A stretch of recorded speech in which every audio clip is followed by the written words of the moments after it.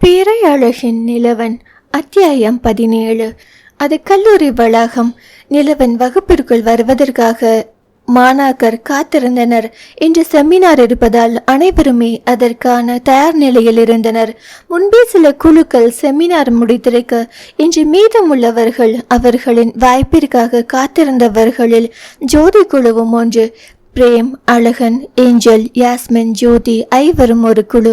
சரியான நேரத்தில் நிலவன் வகுப்பிற்குள் நுழைந்தான். Hi students, good morning. Seminar start பண்ணலாமா? Yes sir. ஓகே என பேட்ச் நம்பரை வாசித்தான். அழகன் எழுந்து இட்ஸ் அவர் பேட்ச் என்றான். ரெடியா? எஸ் சார் என பின்னால் திரும்ப மற்றவர்களும் எழுந்து வந்தனர். ஐவரும் ஸ்டேஜில் நிற்க நிலவன் மேடையை விட்டு இறங்கி அவர்கள் எதிரில் சென்று அமர்ந்தான். மாணாக்கர் அருகே காலியான இடத்தில் முதலில் யார் ஆரம்பிப்பது என பேச முதல் போர்ஷன் டைட்டில் சொன்னதும் நான் தான் என அழகன் தொடங்கினான். மற்றவர்கள் அமைதியாகிவிட ஜோதி மட்டும் யோசனைக்குள் சென்றாள். மெல்ல பிரேமிடம், ஜோதி தம்பி இது ஏன் போர்ஷன்ல என கேட்டாள். அப்படியா? இல்லக்கா, நாங்க ரிவைஸ் பண்ணும் போது இவன் இதுதான் எடுத்தான். பிரித்தும் சேர்த்தும் விளக்கம் கொடுக்க ஹின்ஸாக வைத்திருந்தனர். யாஸ், ஏஞ்சல், பிரேம் என அவர்கள் டாபிக் பற்றி விளக்கவும் ஜோதி அடுத்து வந்து கொஞ்சம் தயங்கி ஆரம்பித்தாள். ஜோதி ஆரம்பித்ததும் அழகனும் விளக்கியதும் ஒரே போர்ஷனாக இருந்தது. நிலவன் முகத்தை சுருக்கி, wait Jothi, already it's expand, start your next portion என்றான். ஜோதி முழிக்க பிரேம் அழகனை திட்டினான். டேய், நீ எடுத்தது ஜோதி அக்கா போர்ஷன் சொல்றாங்க என கேட்டான் பிரேம். இல்லடா, நேற்று நான் ரிவைஸ் பண்ணும்போது நீங்க ஓகே சொன்னீங்களே. ஆமா பிரேம், இவன் தான் ரிவைஸ் பண்ணா என ஏஞ்சலும் யாஸ் கூறினர். நிலவன் வாட் ஹேப்பன்ட் என கேட்டான். சார், சேம் டாபிக் ப்ரிப்ரேஷன் பண்ணிட்டாங்க, அழகனும் ஜோதிகாவும் என்றான் Prem. Why like this happened? நீங்க எல்லாம் ஒரே பேட்ச் தானே? ஆமா சார், ஆனா நாங்க எல்லாம் ஒன்னா பண்ணோம், ஜோதிகா தனியா பண்ணாங்க. வாட்? எஸ் சார், ஜோதி தனியா தான் ஸ்டடி பண்ணாங்க என்றாள் யாஸ். இதுக்கே நான் பேட்ச் பிரிச்சு விட்டேன் என்றான் நிலவன் கோபமாக எழுந்து மேடை நோக்கி நடந்தவாறு. இல்லை சார், நாங்கள் எங்கள் வீட்டுக்கு கூப்பிட்டோம், வர முடியாதுன்னு சொல்லிட்டாங்க. அட்லீஸ்ட் அவங்க பிளேஸ் போகலாம்னு பார்த்தா அதுக்கும் வாய்ப்பில்லைன்னு சொன்னாங்க. College evening time, college bus wait பண்ணாதுல சார், அதான் என இழுத்தாள் ஏஞ்சல். ஸோ என கோபத்தை அடக்கியவன் ஜோதியை பார்த்தான். அவளோ அமைதியாக நின்றாள். அழகன் நினைவு வர, சாரி சார், நான் தான் மாற்றி ப்ரிப்பேர் பண்ணிட்டேன், ஏதோ ஒரு கன்ஃபியூஷன்ல என்னை மன்னிப்பு கேட்டான். உண்மையும் அதுதான், ஜோதியிடம் கொடுத்ததை ப்ரிப்பேர் பண்ணினாள். அழகன் மாற்றி ஜோதி போஷனை எடுத்ததால் வந்த குழப்பம் இது. Nilavan, shut up. இது ஒருத்தவங்களுக்காக மற்றவங்க சாரி கேட்கிற வாய்ப்பில்லை, எல்லாருமே தான் பொறுப்பு. ஒரு பேட்ச் குரூப் இருக்கும் போது எல்லாருமே சேர்ந்து தான் டிஸ்கஷன் செய்யணும். ஜோதி, உங்க மனசுல என்ன நினைச்சிட்டு இருக்கீங்க? Are you becoming a doctor? First அதுக்கான குவாலிட்டி உங்ககிட்ட இருக்கா? சும்மா நானும் காலேஜ் வரேன்னு தூங்கிட்டு போனீங்க ஃபர்ஸ்ட் இயரில். நீங்க படிச்சுட்டு இருப்பது ப்ரொஃபஷனல் கோர்ஸ், அதுவும் ஒரு உயிரை காப்பாற்றும் மருத்துவ படிப்பு. அதை ஏதோ கரசில் படிக்கும் அடிஷ்னல் கோர்ஸ் மாதிரி நினைச்சிட்டீங்களா? நீங்க தனியா படிக்க எதுக்கு பேட்ச்? சரி, நீங்க தனியாவே படிச்சு யார் கூடவும் பேசாமல் திரும்பாமல் பிறர் உதவியை பெறாமல் டாக்டர் ஆகிட முடியுமா? அது எப்படி முடியும்? எப்படியோ புத்தகத்தை மேய்ந்து பரீட்சை எழுதி பாஸ் ஆயிட்டு வெளியில் போறீங்கன்னு வைங்க. ரோட்டிலோ பார்க்கும் இடத்திலோ ஒரு உயிர் போராடுதுன்னா, நான் இங்க பார்க்க மாட்டேன், என் இடத்துக்கு வாங்க போயிடுவீங்களா? இல்ல நான் பேச மாட்டேன்னு ஒரு அறையில் பூட்டிட்டு உட்கார்ந்துருவீங்களா? ஸ்டூபிட், ஃபூலிஷ், உங்களுக்கெல்லாம் எப்படி சீட் கிடைச்சது? இங்க இருக்க எல்லாருக்கும் சீனியர் நீங்க. உங்க சீட் வேற யாருக்காவது கிடைச்சிருந்தா அட்லீஸ்ட் இந்த 4 பேருக்கும் ஒத்துழைப்பு கொடுத்திருப்பாங்க. But you waste the seat to get like you useless. Get out from the class என கோபமாக பேசி அதட்டினான். அனைவரும் அப்படியே நிற்க நிலவன், கம் நெக்ஸ்ட் பேட்ச் என வகுப்பை நோக்கி கூறிவிட்டு பிரேமிடம், ஐ செட் கெட் அவுட், எல்லாருமே வெளியில் போங்க. என்னைய பொறுத்தவரை நீங்க எல்லாருமே ஒரே பேட்ச், பனிஷ்மெண்ட் காமன் தான், கோ என்றான் வேகமாக. பிரேமுடன் மற்றவர்களும் வெளியில் சென்றார்கள். வெளியில் சென்று நின்றதும் ஜோதி கண்கள் கலங்கியது. மற்றவர்களுக்குமே ஜோதியை பார்க்க பாவமாக இருந்தது. ஏஞ்சல், சார் ரொம்ப தான் திட்டார் பிரேம் என்றாள். அழகன், சாரி அக்கா, என்னாலதான் என மன்னிப்பு கேட்டான். எஸ், ஏண்டா, அவங்க தான் கிளியரா நோட் பண்ணிட்டு போனாங்களே, நீ ஏண்டா மாத்தின என முறைக்க. ஏ, அது சேம் நேம்ல ஆரம்பித்ததும் நான் குழம்பிட்டேன்பா. போடா இவனே, பாவா அக்கா பாரு எப்படி எல்லாருக்கும் முன்னாடி திட்டு வாங்கிட்டாங்கன்னு என பிரேம் தோழன் முதுகில் தட்டினான். ஜோதி நிலவனின் வார்த்தைகள் மூளையில் ரீங்காரமிட கண்ணீர் பெருகியது கண்களில் இருந்து. சுற்றி நின்ற அனைவருமே அவளை சமாதானம் செய்தனர். வேலைக்காகவில்லை. அந்த வழியே வந்த வேந்தன் இவர்களை கண்டு அருகில் சென்று, ஏன் கிளாஸ் அட்டன் பண்ணலையா என்னை கேட்டான். இல்ல சார், நிலவன் சார் வெளியில் அனுப்பிட்டாரு என்றான் பிரேம். ஏன் என ஜோதியை பார்த்தான். அவளின் முகமே வீங்கி போய் அழுதபடி இருந்தாள்.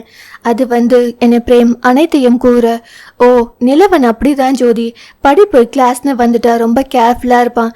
நீங்களும் கொஞ்சம் கவனமா இருக்கணும். இனிமே இப்படி மிஸ் பண்ணிடாமல் படிங்க.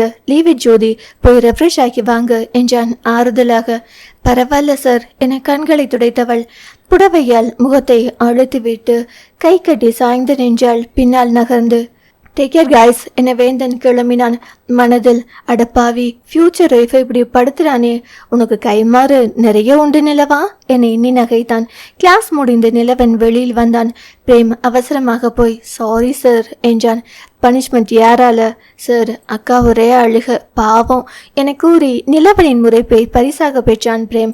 சார் என்னால தான் தப்பு நடந்தது, சாரி சார் என்றான் அழகன்.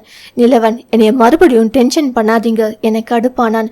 ஜோதி கண்களை துடைத்தவாறு, சாரி சார், என்னால தான் கன்ஃபியூஷன், இனிமே சரியா நடந்துக்கிறேன் என்றால் மெல்ல. குரல் எல்லாம் உள்ளே போய், ஆல் ஆர் கெட்டிங் கிளாஸ் என கூறிவிட்டு நிலவன் கிளம்பி விட்டான்.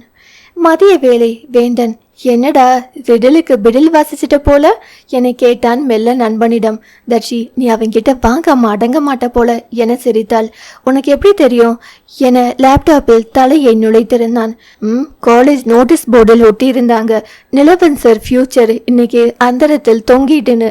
என்னடா உளறிட்டு இருக்க என நிமிர்ந்தான். வருங்கால உட்பிய இந்த திட்டுனா எல்லாம் கவுண்டவுனில் ரிப்பீட் ஆக போகுது. ஃபியூச்சர்லன்னு சொல்றேன். லூசு, அது எல்லாம் எனக்கு தெரியும். என்னை உன்ன மாதிரி நினைச்சியா என சிரித்தான். என்னாச்சு நிலவா, ஏன் அப்படி திட்டுன? பாவம் ஜோதி ஒரே அழுகையாம். வேந்தன் அப்பவே சொன்னாரு, தர்ஷி என்னை பத்தி தெரியும்ல, ஸ்டடீஸ்ல நான் ரொம்ப ஸ்ட்ரிக்ட்னு. பின்ன என்ன, பேட்ச் பிரிச்சு விட்டாலும் தனியா இருக்கா. அதான் இன்னைக்கு மொத்தமா ரைடு விட்டேன். சும்மா அன்வான்ட் ரீசன் சொல்லிக்கிட்டு சின்ன பசங்க மாதிரி. ஓகே ஓகே ரிலாக்ஸ்டா.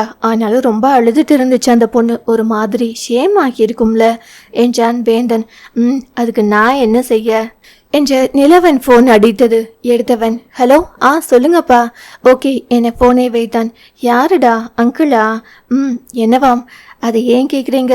காலையில் அம்மா என விஷயத்தை கூறினான். ஓ, அப்போ குலதெய்வம் கோவிலில் கல்யாணமா என்றாள் தர்ஷி.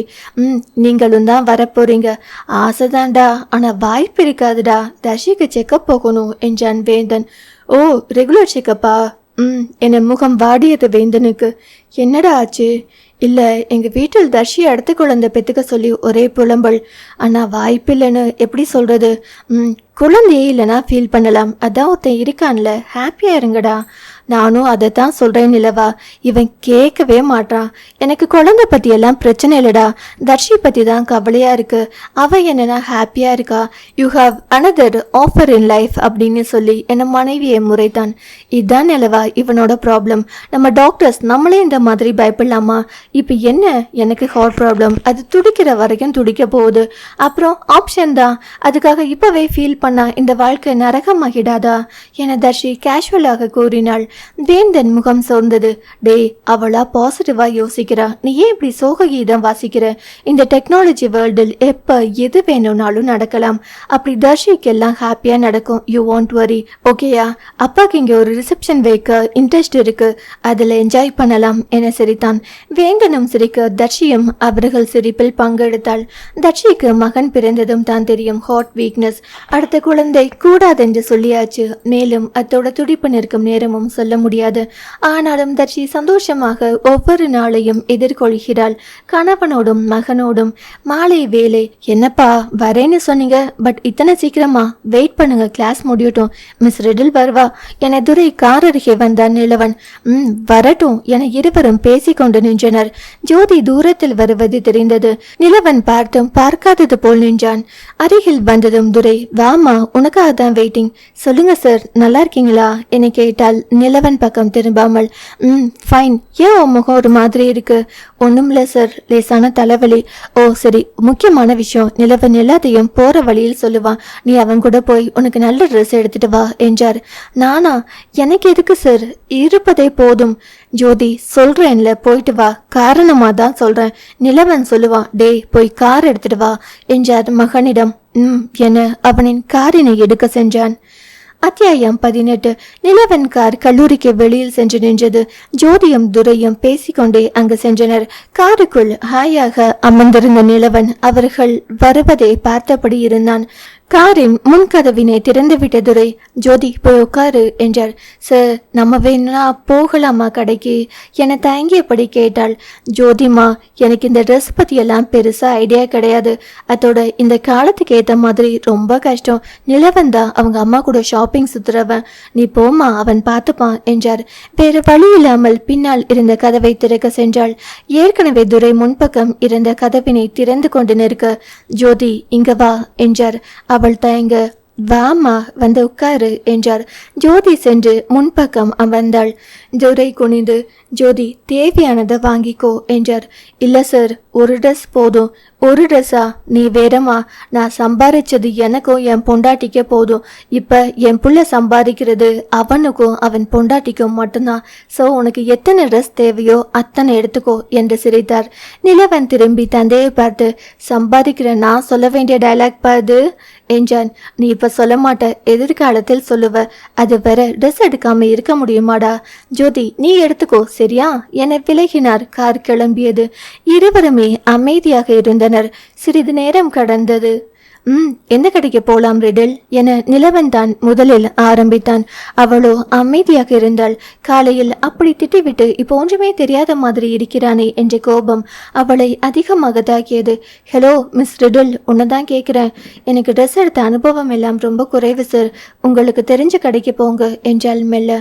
ஓ, எனக்குமே அம்மா கூட அனுபவம் இருக்கு. ஆனா அம்மா அதிகமா புடவைகள் தான் எடுப்பாங்க. புடவைய ஓகே சார், துரை சார் சொன்னதால தான் வாங்க வந்தேன். ஒரு புடவை போதும். எதுவும் ஆஃபரில் இருந்தா பாருங்க. புடவை வாங்கிக்கோ, பட் சுடிதார் கலெக்ஷன்ஸ் பாரு.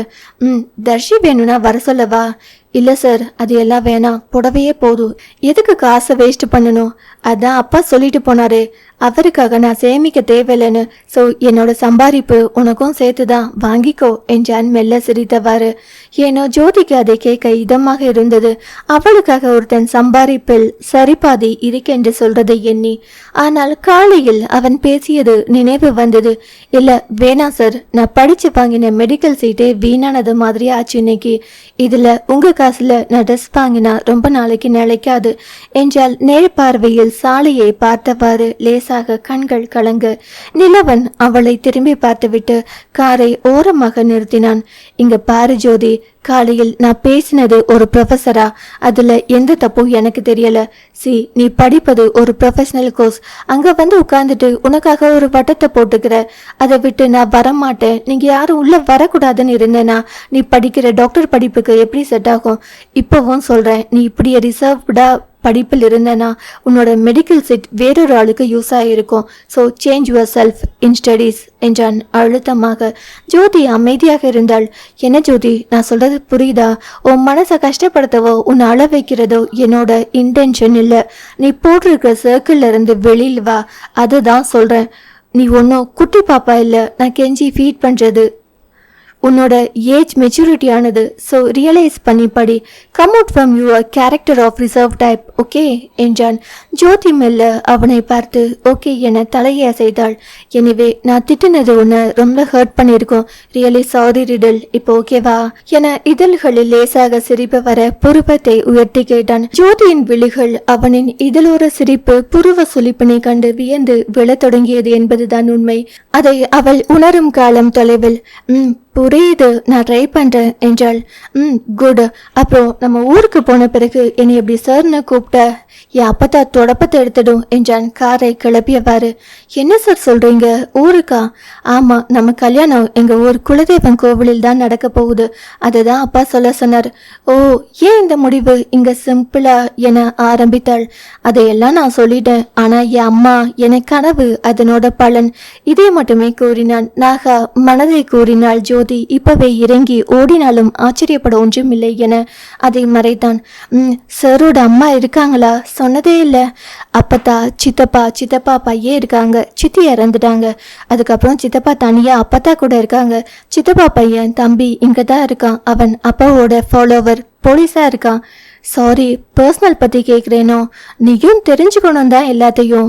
அக்கா இறந்தப்ப என நிறுத்தியவன், தெரியும்ல என கேட்டான். சார் சொல்லியிருக்காரு. ஆமாம், அன்னைக்கே சொன்னேன்ல அக்கா ஒரு எடுத்துக்காட்டுன்னு.